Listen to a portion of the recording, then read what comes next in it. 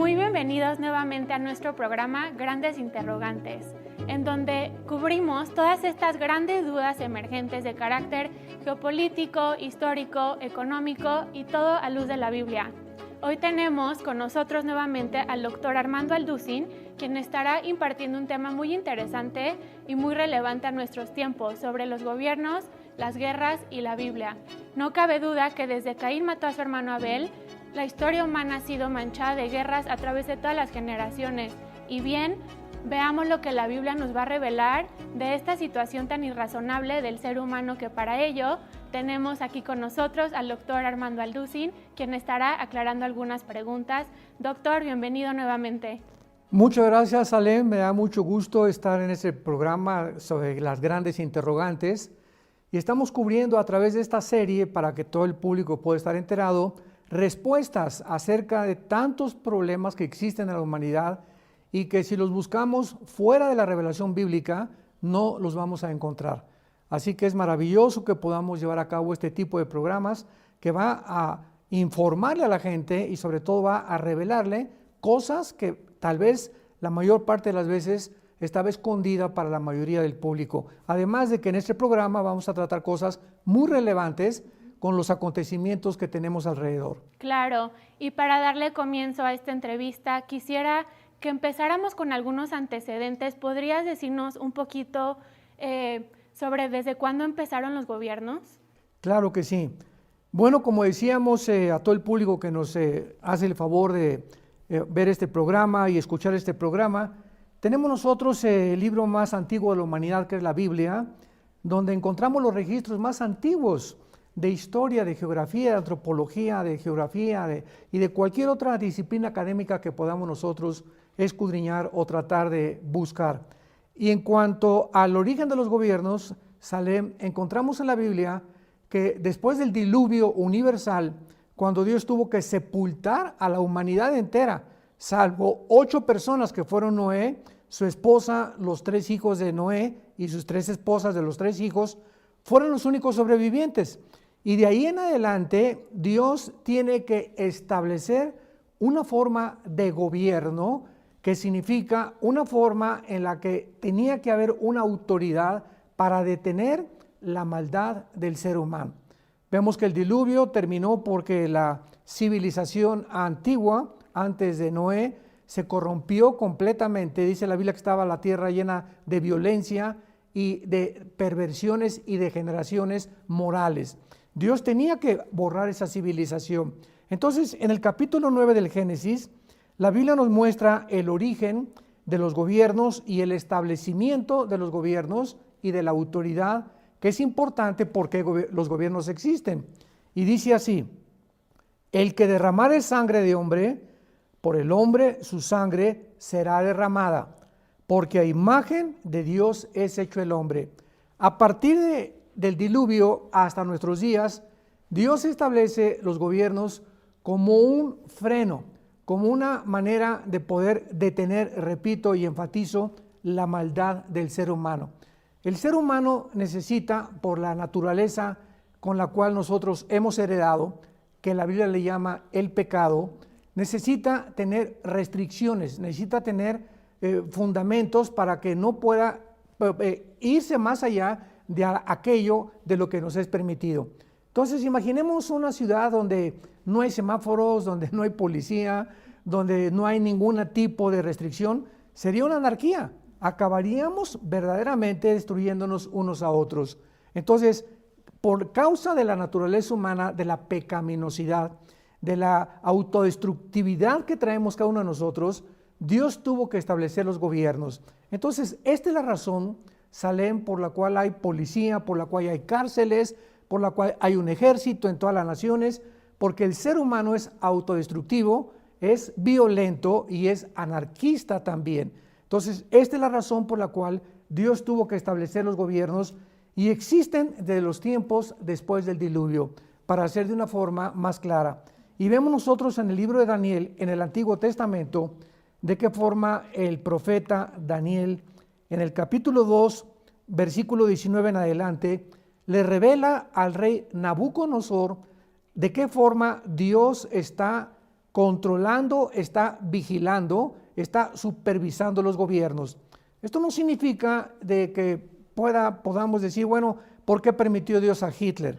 ¿O por qué permitió Dios a un Stalin o a un Saddam Hussein? Son preguntas muy válidas que tenemos que contestar. Y Daniel, cuando Dios le revela el secreto de una visión que tuvo el rey Nabucodonosor, nos orienta con estas palabras de tanta sabiduría. Y dice así: entonces el secreto fue revelado a Daniel en visión de noche, por lo cual bendijo Daniel al Dios del cielo, y Daniel habló y dijo: sea bendito el nombre de Dios de siglos en siglos, porque suyos son el poder y la sabiduría. Él muda los tiempos y las edades, quita reyes y pone reyes. Es Dios el que pone y el que quita. Da la sabiduría a los sabios y el conocimiento a los entendidos.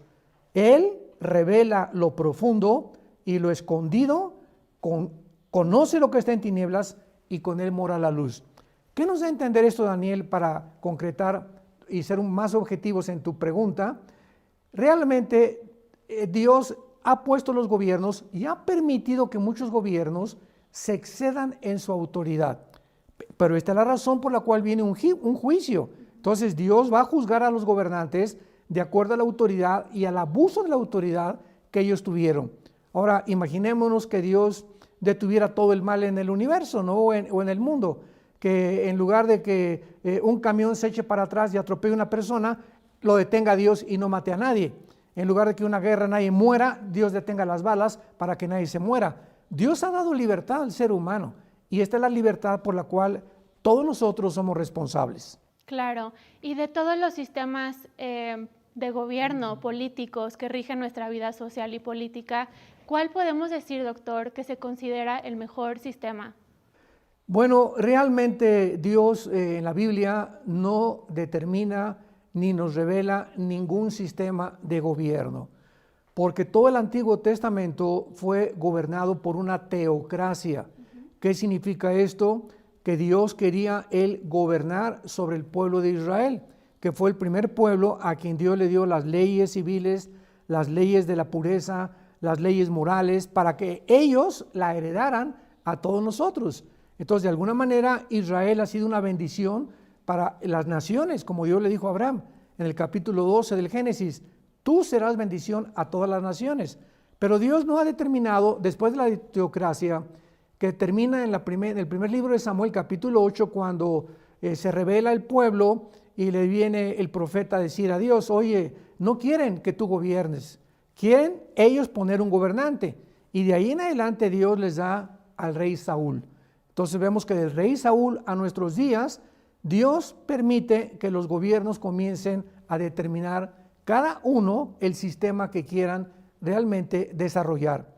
Ahora, entre todos los gobiernos, para ser un poco más actuales o más contemporáneos, en el siglo XX llegamos al primer siglo donde cambian las monarquías y cambian algunas dictaduras. Antes del siglo XX, el mundo ha sido gobernado por reyes, por monarquías, por algunas dictaduras también. Pero en el siglo XX acaba el Imperio Otomano derrotado, la Primera Guerra Mundial, y por primera vez se introduce en los sistemas de gobierno una ideología que en toda la historia no había sido introducida.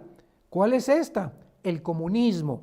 En 1917 viene una revolución en Rusia, la revolución bolchevique, que termina con todos los zares. Nicolás II matan a él, su esposa y a todos sus hijos, y Nikolai Lenin comienza a proclamar la ideología que Marx planteó aproximadamente 70, 80 años de Lenin en su libro El Capital.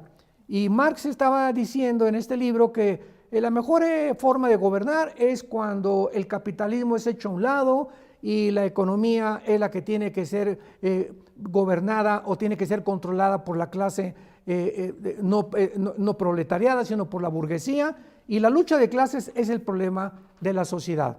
Entonces Lenin lleva a la práctica lo que Marx había establecido de una forma nada más escrita, y vemos que el comunismo perdura durante casi 70 años, de 1917 al 20 hasta 1991, cuando viene la caída de la Unión Soviética, la Unión de Repúblicas Soviéticas, y viene entonces la Guerra Fría. Pero la Guerra Fría, que termina claramente con la revolución del comunismo, vemos que después de la Segunda Guerra Mundial, Estados Unidos ganó la guerra.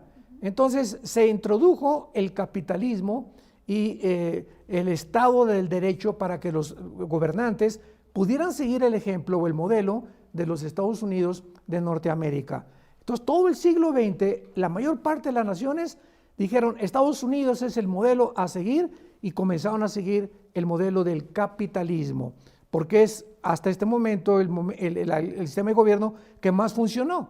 Pero al llegar al siglo XXI se vuelve otra vez a regresar con la caída del comunismo. Putin levanta otra vez el comunismo y se está estableciendo el comunismo por todos lados. Entonces, los cristianos tenemos que someternos a nuestros gobernantes, que lo vamos a ver más adelante, pero no hay un sistema de gobierno que la Biblia pueda realmente decir que es el mejor. ¿Por qué? Porque no es ni tampoco las monarquías, ni las dictaduras, ni el comunismo, ni el capitalismo, ni las democracias. Ningún sistema de gobierno humano es perfecto. Entonces, por esta imperfección que hablamos al principio que tenemos, Dios no puede recomendar ningún sistema.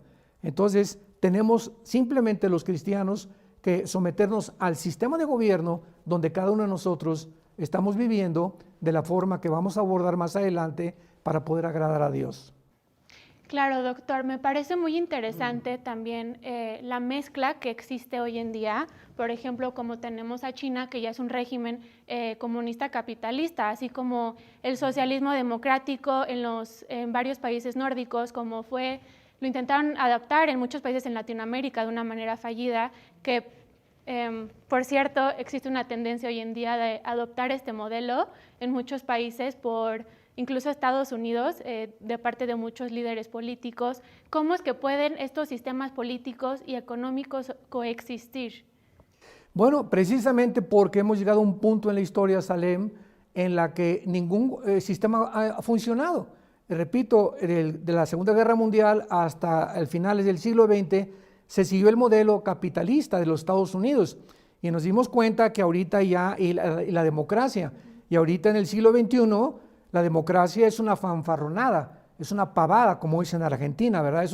Es una farsa, porque todos los gobiernos que actualmente se autodenominan democráticos, realmente no son democráticos. Hay un robo de votos impresionante. La democracia verdadera es demos, pueblo, kratos, gobierno. El pueblo gobierna, el pueblo debe gobernar al gobierno y no el gobierno al pueblo, y no ha funcionado. Entonces todos los gobiernos ante nuestros ojos se están derribando. Entonces ahora vemos el absurdo en China que acabas de mencionar. ¿Cómo puede un gobierno comunista ser al mismo tiempo capitalista o democrático? No, es absurdo. Entonces hay una mezcla ahorita, una ensalada verdaderamente de sistemas y de ideologías, porque ninguno ha funcionado, desgraciadamente, insisto, por la característica que tenemos nosotros hereditaria de la imperfección humana.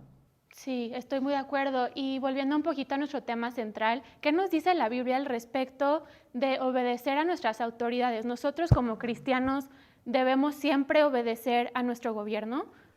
Hay un pasaje muy importante en el libro de Romanos que el apóstol Pablo escribió hace 2000 años, que nos da muchísima luz acerca de la importancia de la obediencia a las autoridades y de la obligación que las autoridades tienen para con nosotros los ciudadanos. Y dice así Romanos 13, versículos del 1 al 4: sométase toda persona a las autoridades superiores, porque no hay autoridad sino de parte de Dios, y las que hay por Dios han sido establecidas. De modo que quien se opone o resiste a la autoridad, a lo establecido por Dios resiste, y los que resisten acarrean condenación para sí mismos. Porque los magistrados, o sea, los gobernantes, no están para infundir el temor al que hace el bien, sino al malo. ¿Quieres no temer la autoridad? Haz lo bueno y tendrás alabanza de ella, porque es servidor de Dios para tu bien. Pero si haces lo malo, teme, porque no en vano lleva la espada. Los gobernantes son servidores de Dios y vengadores para castigar al que hace lo malo. Veamos los principios tan interesantes que está vertiendo el Espíritu Santo en este pasaje. En primer lugar, lo que iniciamos al principio de nuestra entrevista, debemos someternos a las autoridades porque las autoridades han sido establecidas por Dios. Ya vimos por qué Dios tuvo que establecer una autoridad, o sea, los gobiernos, porque somos anárquicos por naturaleza y queremos rebelarnos ante todo, entonces tiene que haber a fuerza policía, tiene que haber el uso de la fuerza, desgraciadamente, que muchas veces la policía, el ejército tiene que usar por la pecaminosidad y la maldad del ser humano. Entonces, en un colegio tiene que haber un director.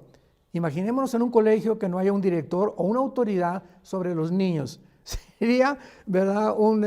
Sería que Reino Aventura o Disneylandia se querían chiquitos. Entonces tiene que haber en la escuela una autoridad, tiene que haber autoridades en la universidad, tiene que haber autoridades en una fábrica, en una empresa, en una oficina, en un gobierno, en la iglesia. En todos lados encontramos autoridad. Vamos en la calle y un hombre con un uniforme de policía nos dice, párate, y al ver el uniforme nos paramos, porque ese uniforme representa autoridad. Entonces, todas las autoridades que hay en el mundo tienen el propósito de detener la maldad.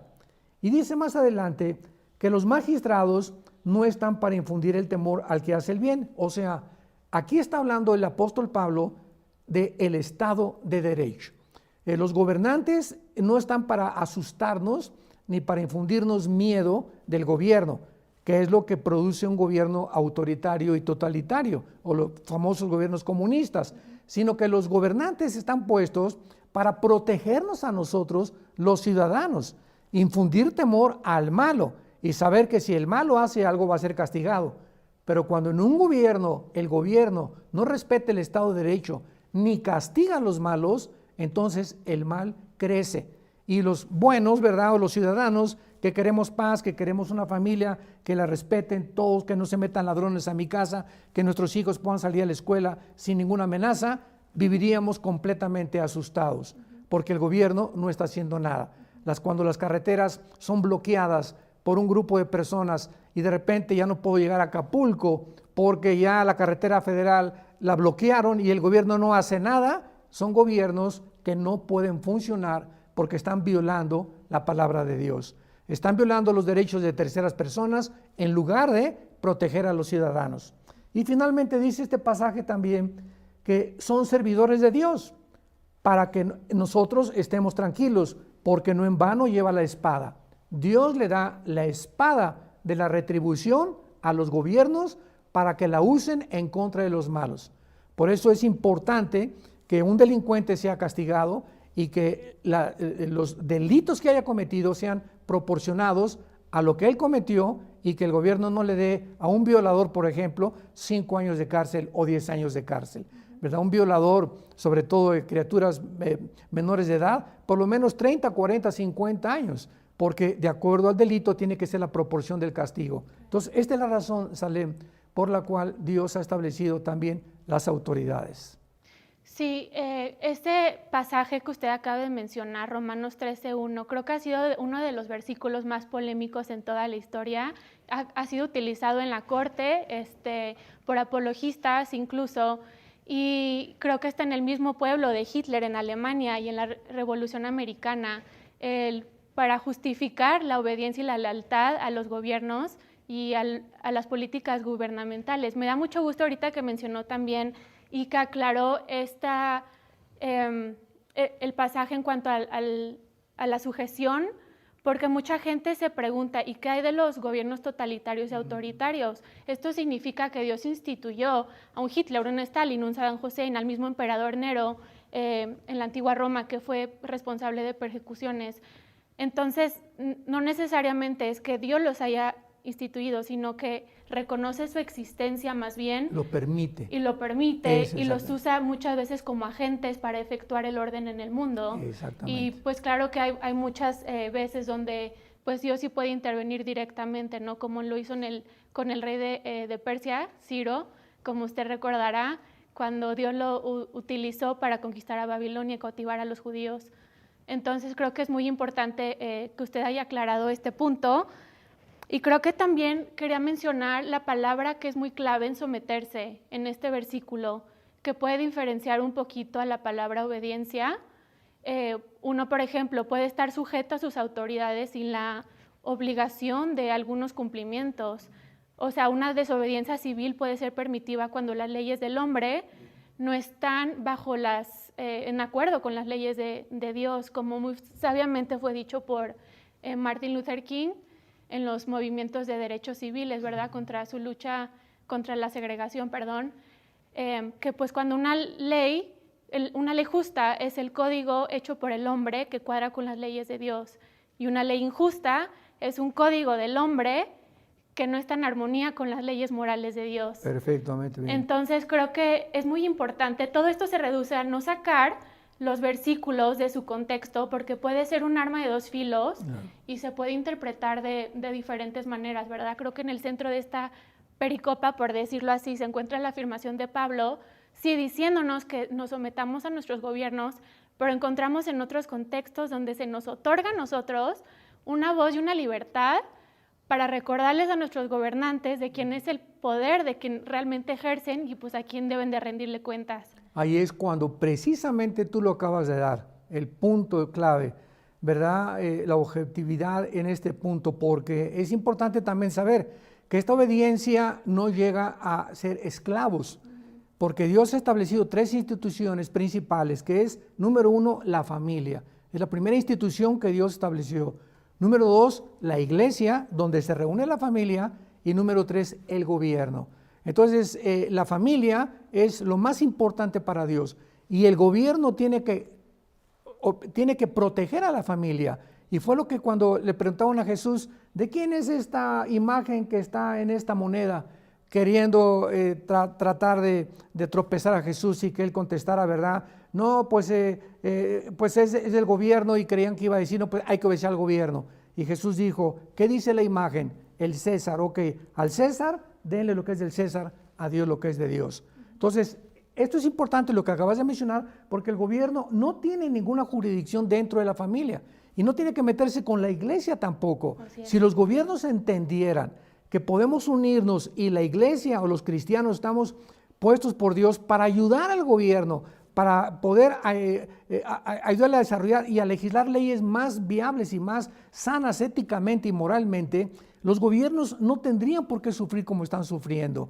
Pero ahora vemos nosotros que se ha violado y el gobierno se ha metido, quiere tratar de meterse al grado que quieren educar a nuestros hijos. Imaginémonos nada más.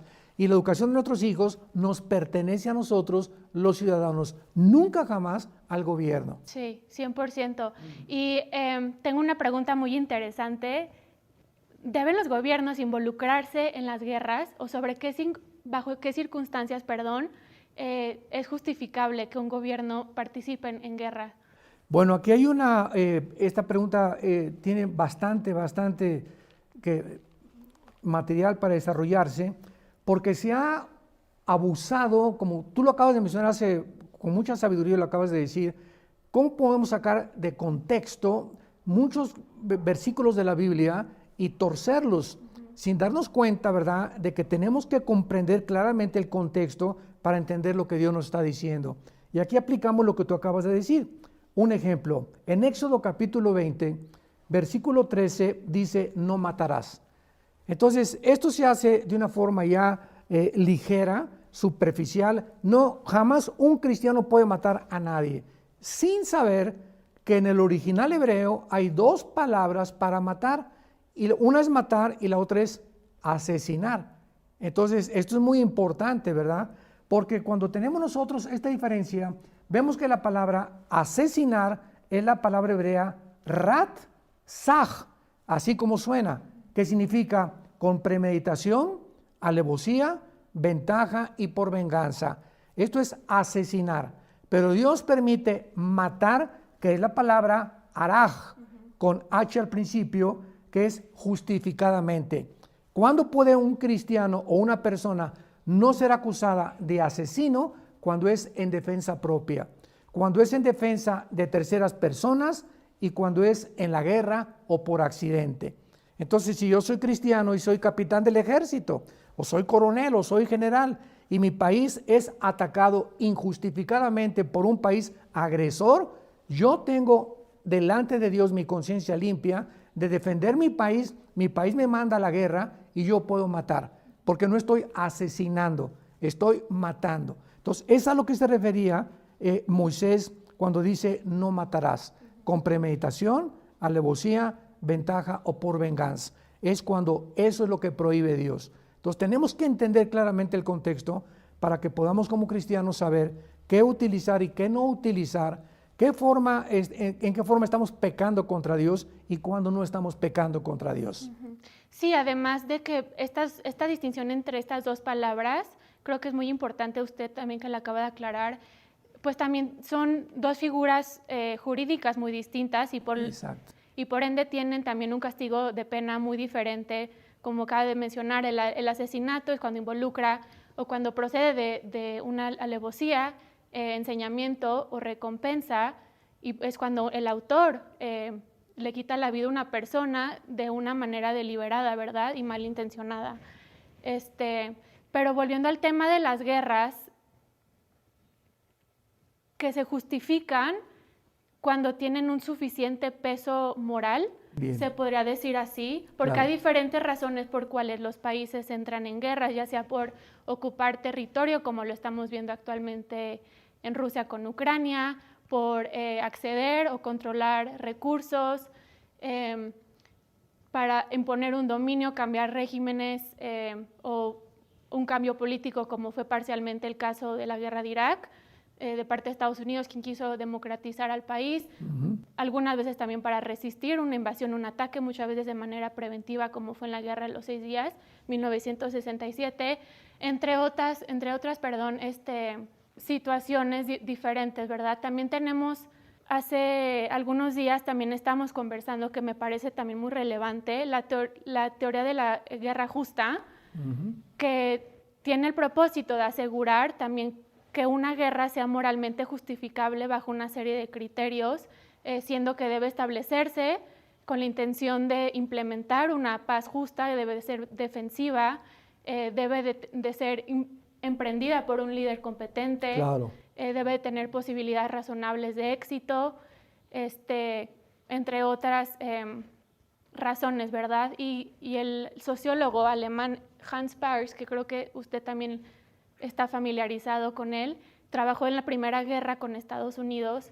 Él hizo 3 distinciones entre 3 guerras: la guerra absoluta, que busca la completa aniquilación, sin regularización, la guerra... Que sería injusta. Exactamente, la guerra instrumental, que busca acceder o controlar recursos, y la guerra agnóstica, que busca meramente el poder y la gloria.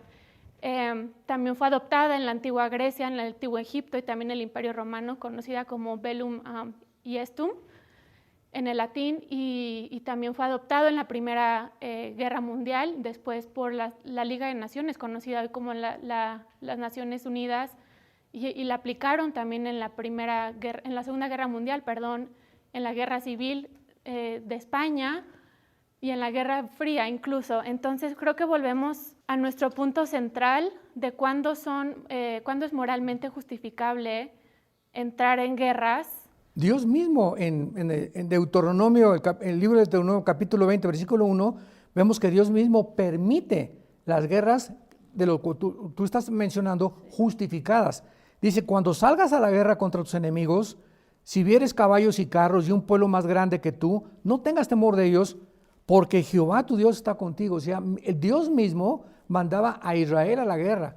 Como usted acaba de mencionar ahorita, eran guerras justificadas. Esto es muy importante también para que la gente que está escuchando este programa pueda entender, ¿verdad? Es exactamente como la Segunda Guerra Mundial. ¿Qué hubiera pasado si Estados Unidos no se junta con Rusia, no se junta con Inglaterra, no se junta con Canadá para sacar a Hitler y para acabar con el nazismo? ¿Qué hubiera pasado? Entonces, era una guerra, aquí tenemos otro ejemplo, justificada. Entonces, hay guerras justificadas, tenemos que entender esto, porque no todas las guerras son malas. Por la naturaleza humana y la pecaminosidad, tiene que haber guerras donde países tienen que enviar a sus soldados para poder detener la maldad de otros dictadores. Claro, y creo que también la Biblia o no sé usted si nos puede responder, si hay algunas indicaciones. Llevamos aproximadamente 77 años de paz internacional desde la Segunda Guerra Mundial. ¿Qué nos dice la Biblia de una posible tercera guerra mundial próximamente? Y está el mundo de la proliferación nuclear, que contamos actualmente con 9 países, me parece, con armas nucleares. ¿Está aumentando esto las posibilidades de guerra? Definitivamente, Jesús dijo claramente en Mateo 24, hablando de las señales que habría en la última generación. Habrá guerras y rumores de guerras, se levantará nación contra nación y pueblo contra pueblo, pestes, hambres, terremotos, y será el principio de los dolores. Ahora, siempre ha habido guerras. De acuerdo al Instituto para la Investigación de la Paz en Estocolmo, Suecia, dicen que de los 6,000 años de historia que llevamos, solamente han habido 25 años de paz. Imaginémonos, 25 años de paz en 6,000 años de historia. O sea, el ser humano ha vivido enfrascado desde que Caín mató a Abel, como tú lo mencionaste al principio, en guerras tras guerras tras guerras. Pero la Biblia dice claramente que el mundo se está dirigiendo de una forma vertiginosa y precipitada a una tercera guerra mundial. Esta guerra con Ucrania y con Rusia no es la tercera guerra mundial, faltan 3 o 4 guerras todavía antes de que finalicemos la historia humana con lo que se llama la guerra del Armagedón, que es en el capítulo 16 del libro del Apocalipsis, nos menciona claramente que entonces el sexto ángel, esto fue en la sexta copa, derrama su copa sobre el río Éufrates para que se seque y estuviera preparado el camino a los reyes del oriente. Esto fue escrito en Salem hace 2000 años. O sea, en la guerra del Armagedón, China va a sobrevivir, Rusia va a sobrevivir, Irán, Irak, Siria y naciones del norte de África y parte de Europa.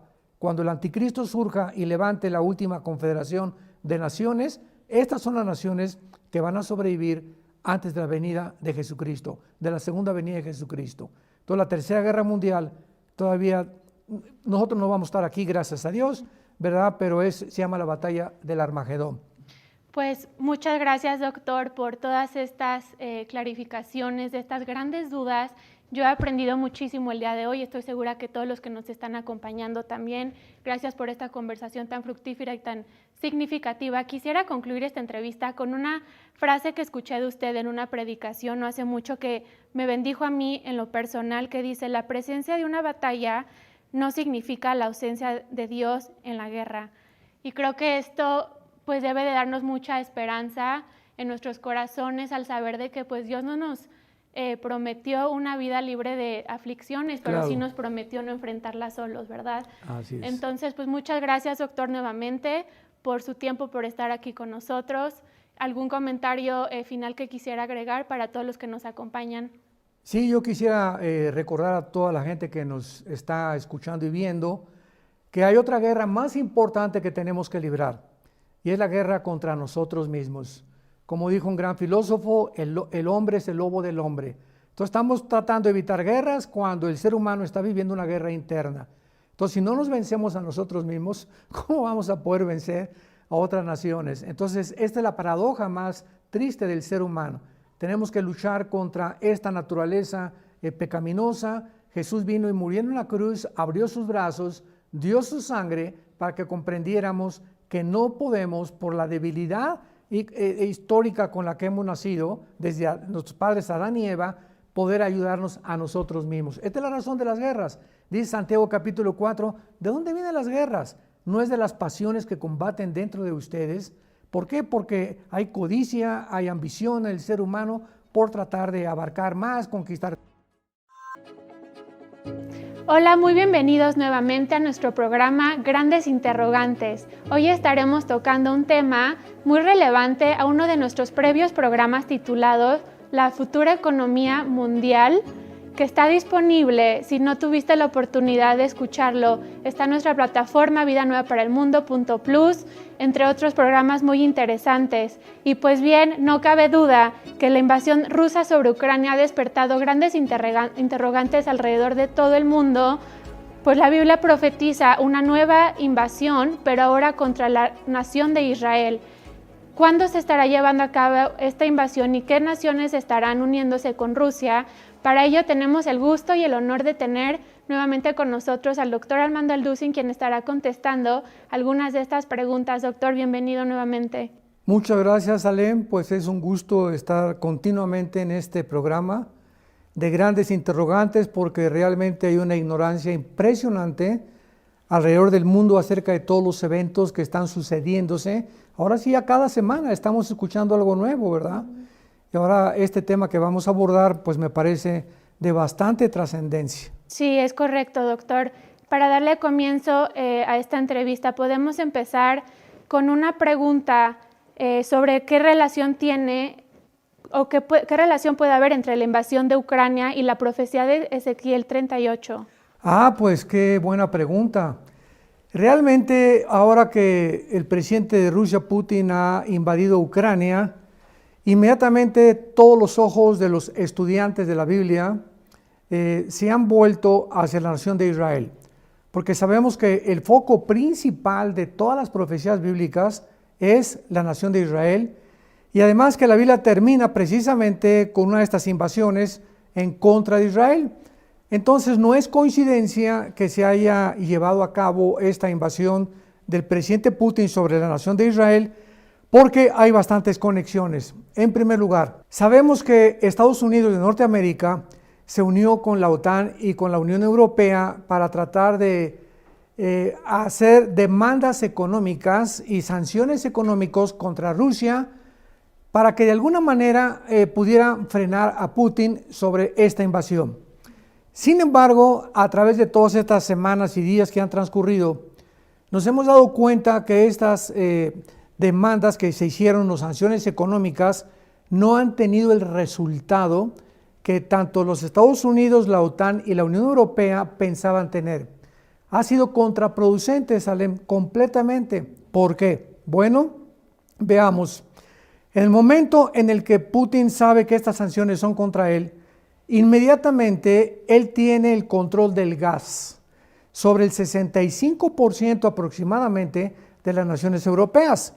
Y además el conducto que se llama gasoducto Nord Stream 1 y Nord Stream 2, que se suspendió, Alemania lo distribuye, o sea, Rusia envía el gas y Alemania es la nación que se encarga en distribuir el gas en la mayor parte de las naciones de Europa.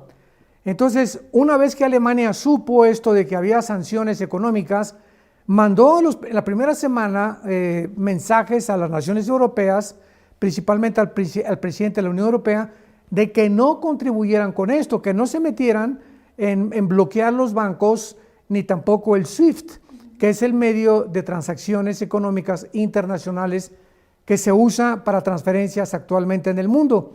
Pero pasó el tiempo y la presión contra Alemania vino más grande y renunció Angelita Merkel, que era la antigua primer ministro. Entró este otro hombre, Scholz, que es uno de los más ejecutivos importantes de Alemania, diciendo que Alemania no podía mantenerse a un lado de estas sanciones. Entonces, de alguna manera, ya comenzaron Alemania a aceptar de que podían mandar algo de armamento a Ucrania, la Unión Europea también, y también la OTAN, Estados Unidos.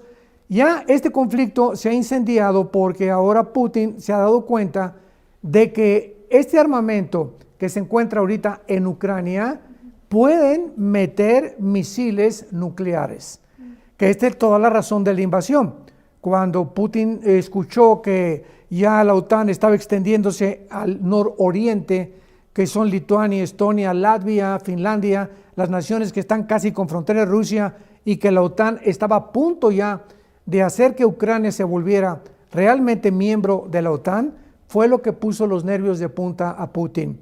Ahora bien, dada esta circunstancia, ¿qué es lo que está haciendo ahora Estados Unidos? Porque al cerrar el gas, Putin está buscando ahora petróleo en Irán y en Venezuela. Increíble. Entonces están recurriendo al gas de petróleo de Venezuela y de Irán para poder suplir el gas, y lo mismo muchas naciones europeas. Además que se prohibió la Unión Europea de que las naciones no compraran el petróleo en rublos, sino que lo continuaran comprando en dólares. pero muchas naciones europeas se han rebelado contra esta misión o este mandato de la Unión Europea y están comprando el petróleo en rublos. Y la relación que existe para concretar tu pregunta es la siguiente. Es muy interesante que la Biblia profetice que el anticristo va a tener una confederación política de 5 naciones de Europa y 5 naciones del Medio Oriente. Esta confederación política va a tener que llevarse a cabo porque precisamente esta invasión a Ucrania ha puesto en alerta a Europa que no pueden prescindir del petróleo. Y el 65% de las reservas petroleras del mundo se encuentran debajo de Irak, debajo de Irán y debajo de Siria. Entonces el petróleo es una manzana de la discordia importante en el Medio Oriente. Entonces es interesante que ahora Europa va a tener que recurrir al Medio Oriente, tal como la Biblia lo profetizó. O sea, ¿por qué esta unión de 5 naciones de Europa y 5 del Medio Oriente? Ahora comenzamos a entenderlo. Estos eventos que están sucediéndose, el Espíritu Santo nos ayuda para que podamos ver en la Biblia la conexión que existe entre lo que sucede en el mundo y lo que se profetizó hace más de 2600 años. Así es muy interesante todo lo que está sucediendo, es como un rompecabezas que se está armando cada vez más. Y doctor, la Biblia hace referencia a 2 nombres de Gog y Magog. ¿Nos puede explicar un poco sobre de dónde surgen estos nombres? Claro. Es interesante también que en la Biblia no encontramos nombres de las naciones que actualmente se mencionan con el nombre que conocemos. A excepción de Persia, por ejemplo, en el versículo 5 de Ezequiel 38, que es una de las naciones que se van a unir a Rusia, Persia le cambió el nombre a Irán, a la República de Irán, la República de Irán en 1935. En 1979 le cambió el nombre a la República Islámica de Irán. Pero las demás naciones que vamos a encontrar como Magog, Mesec y Tubal, no podemos saber dónde se encuentran a menos que la Biblia nos delineara o nos mostrara la región geográfica. Entonces podemos ubicar muchas naciones en la Biblia, no por el nombre, sino por la región geográfica. Por ejemplo, esta invasión comienza diciendo que será un hombre llamado, un título de una persona llamada Rosh o príncipe soberano. Esta palabra Rosh, de ahí se derivó el nombre de Rusia. Y es interesante que se le llama, que está al frente de Gog y Magog. Y Magog es una zona geográfica que abarca toda la zona del Mar Caspio y del Mar Muerto a las orillas de Rusia y que son exactamente el lugar donde las 15 repúblicas que se dividieron en 1991, cuando cayó el comunismo, se aislaron de Rusia. Estamos hablando de que estas 15 repúblicas formaban el 30% del territorio de la antigua Unión Soviética o la Unión Soviética de Repúblicas Socialistas. Entonces, toda esta zona de Magog comprende esto y, más interesante, involucra a Ucrania. O sea, Ucrania se encuentra dentro de la zona de los magogitas, que descendieron de los escitas, eran tribus, y después vinieron los godos y después los germanos, que fundaron también Alemania. Entonces, podemos saber claramente que geográficamente Rusia es la nación que va a dirigir esta invasión, principalmente por el nombre de Magog. Tenemos también en el versículo 5 del capítulo 38 de Ezequiel el nombre de Persia, que es Irán, Cus y Fut, que en el libro del Génesis, capítulo 10, fueron los hijos de Cam, uno de los hijos de Noé. Y los camitas fundaron todo lo que es el continente africano, los jafetitas todo el continente anglosajón que es Europa, y los semitas fundaron el Medio Oriente y la Euroasia, que son realmente los asiáticos. Entonces, Cus y Fut aparecen como hijos en Génesis 10, los ubicamos rápidamente en la Biblia, de Cam, que fundó el continente africano. Y nos damos cuenta que Cus y Fut son parte de lo que es actualmente Sudán, Etiopía y Libia, o sea, la franja de naciones que se encuentran al norte de África. Esto es interesante porque cuando venga esta invasión, los rusos serán los únicos no islámicos, no musulmanes, Y toda la alianza de las naciones que se van a unir a Rusia son los musulmanes. Y la pregunta es, oye, pero en esta invasión futura que va a tener próximamente el lugar, ¿por qué las naciones árabes no están involucradas? ¿Dónde están? Porque es el primer círculo de enemigos que tiene Israel. Bueno, es que el Salmo 83 nos muestra que antes de esta invasión se viene un ataque contra Israel de las naciones árabes. Y el segundo círculo alrededor de Israel son las naciones musulmanas. Y también es interesante que ahora Putin haya hecho alianza con la mayor parte de las naciones musulmanas porque tienen miedo tanto de Estados Unidos como de Israel. Entonces tenemos ya a Irán, tenemos a Sudán y las naciones del norte de África, y luego tenemos a Gomer en el versículo 6. Y Gomer, pues realmente de acuerdo a los rabinos judíos, como en el Mishnah, en el Talmud, están de acuerdo que Gomer es la Alemania actual. Y si es Alemania, entonces involucra que Alemania, como estamos viendo actualmente, va a formar parte de Rusia. Y ya estamos dándonos cuenta que finalmente Alemania no quiere quedarse aislada de distribuir el gas y de convertirse en la nación número 1 de la Unión Europea. Entonces, estas son las naciones, y finalmente Togarma, que dice el versículo 6, y la casa de Togarma. Togarma es actualmente Turquía y Armenia, que son dos naciones casi juntas, y es interesante que ahí en Armenia junto a Turquía descendió el arca de Noé. Cuando el mundo acabó en el mundo antiguo, capítulos 7 y 8 de Génesis, el arca de Noé descendió en lo que es ahorita Armenia o en los montes del Ararat. Y esto es muy interesante también porque abarca todo el territorio que se conoce en la Biblia como Togarma.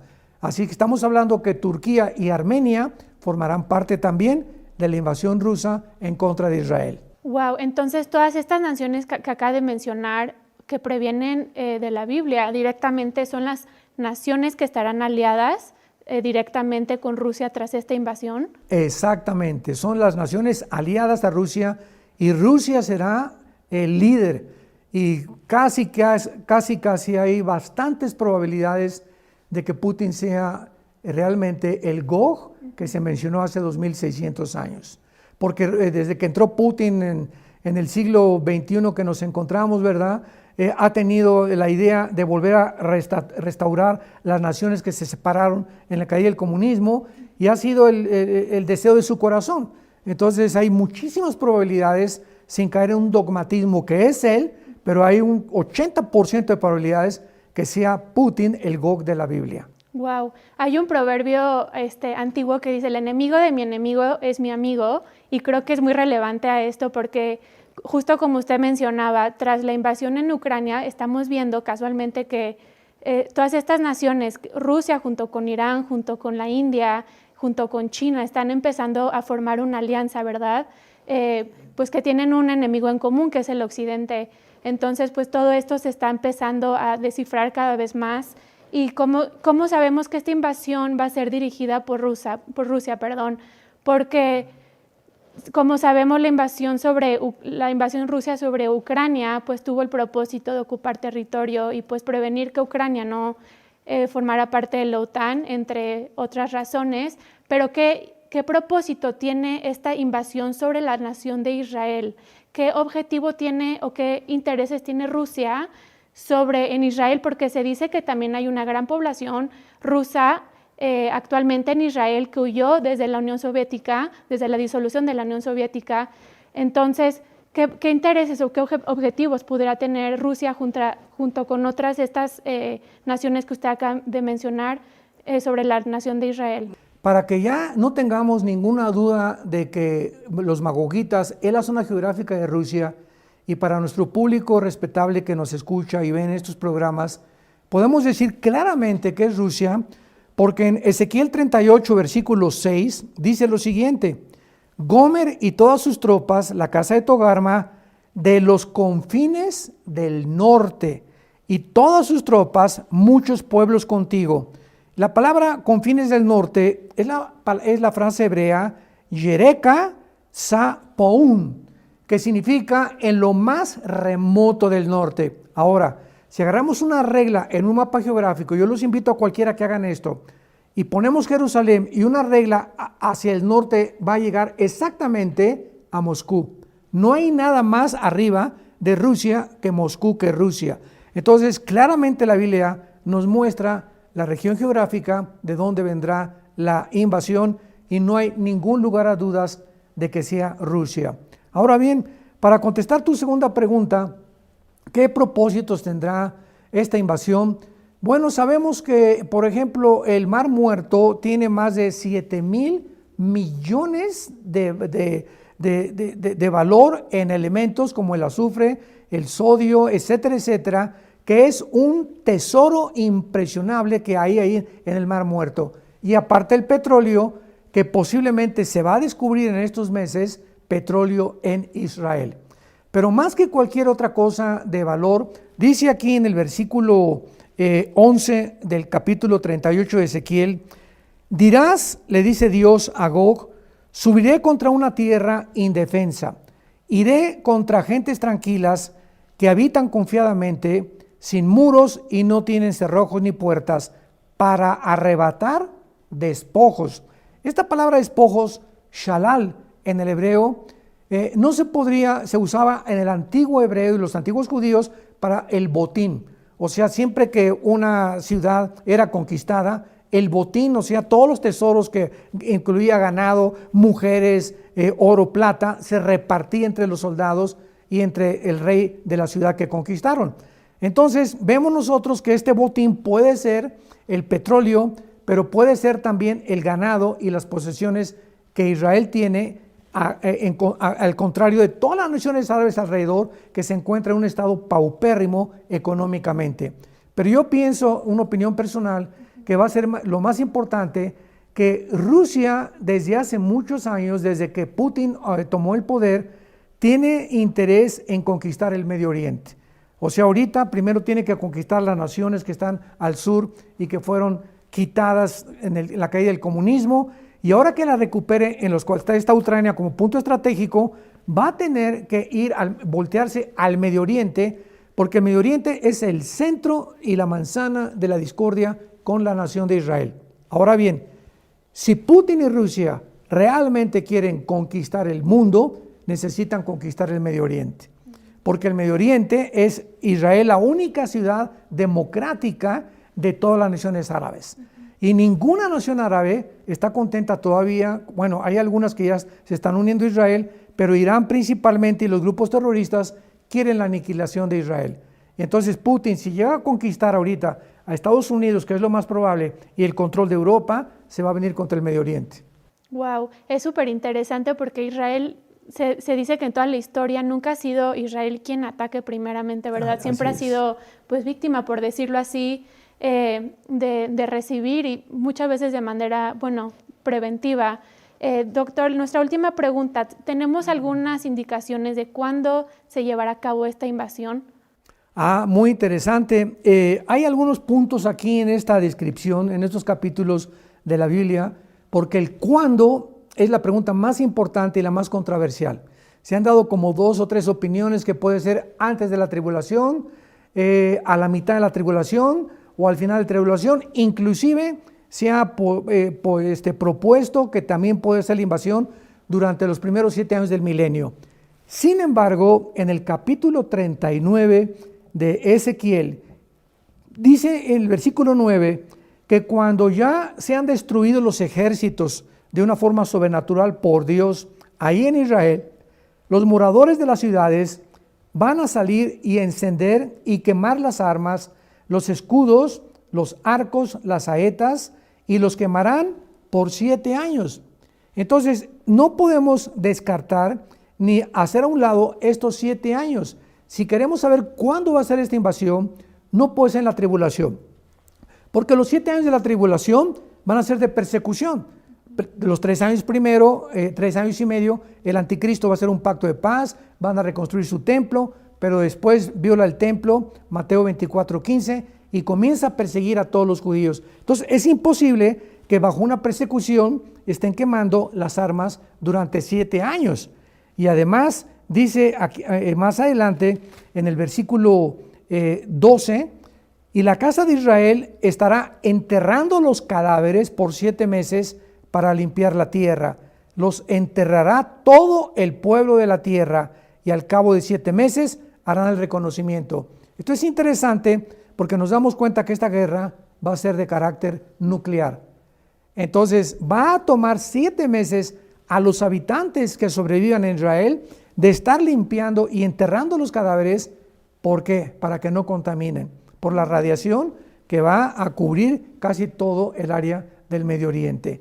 Entonces, yo pienso que la posición más acertada y más adecuada de cuándo va a ser esta guerra va a ser antes de la tribulación. ¿Qué te estoy diciendo? Que va a ser tal vez en 1 o 2 años o 3 años. Vamos a ver que Putin va a ganar esta guerra con Ucrania, Estados Unidos va a pasar a segundo o tercer término, Europa se va a tener que rendir forzosamente a Putin por la cuestión del gas y el petróleo, el trigo y todo lo que provee Ucrania y Rusia, y entonces Putin ya va a poder volverse en contra de Israel, a través, como lo hemos visto, de las naciones musulmanas. Entonces esperemos próximamente que Putin, ¿verdad?, voltee sus cañones hacia la nación de Israel. Es increíble cómo estamos, los tiempos tan interesantes, ¿verdad?, que estamos viviendo de tanta incertidumbre. Creo que todo esto nos enseña pues a mantenernos alerta y atentos a estos eventos tan críticos que se están desenvolviendo rápidamente, pero sobre todo a mantener nuestros ojos en Dios, nuestra fe, nuestra esperanza puesta siempre en Él. Doctor, ¿algún comentario final que quisiera agregar? Pues que en estos tiempos un mundo tan desequilibrado en el que estamos viviendo, un mundo completamente desarticulado, un mundo incierto, donde ya no sabemos qué va a pasar mañana, si hay guerra nuclear, si no hay guerra nuclear, que el petróleo, que ahora viene una inflación impresionante, una hambruna por falta de trigo, porque pues Rusia y Ucrania proveen casi el 30-40% del grano mundial a las naciones, etcétera, etcétera. ¿Qué debemos hacer? En medio de todo esto, Jesucristo en el capítulo 14 de Juan, dijo estas palabras: no se turbe vuestro corazón. Entonces, el primer mandamiento que debemos de tener es que esa paz que Cristo ha traído a nuestra vida, cuando lo aceptamos como nuestro Señor, no permitamos que ningún evento externo del mundo, de todo lo que está incendiándose y derrumbándose, entre a nuestra vida interior y nos quite la paz. Y esta paz es la que debe gobernarnos continuamente para que podamos tener la seguridad que yo le decía el otro día a mi esposa. Yo casi antes de acostarme estoy pensando en que soy un pollito. Porque en el Salmo 91, ¿verdad?, dice la Biblia: escóndenos bajo tus alas como la gallina a los pollitos.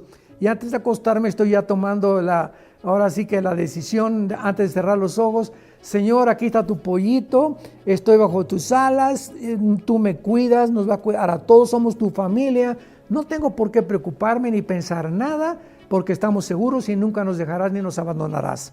Entonces mi consejo es: no tengamos miedo. Recordemos quién es nuestro Señor, quién es nuestro Salvador, quién es el Rey Todopoderoso que creó el universo, y recordemos que en Jesucristo, en esa cruz, dio su vida por nosotros para que pudiéramos tener el perdón de nuestros pecados y la vida eterna. Amén. Muchas gracias, doctor, nuevamente. Muchas gracias a todos los que nos escuchan en este día. Los esperamos aquí nuevamente en Grandes Interrogantes. Que Dios los bendiga y tengan mucha paz.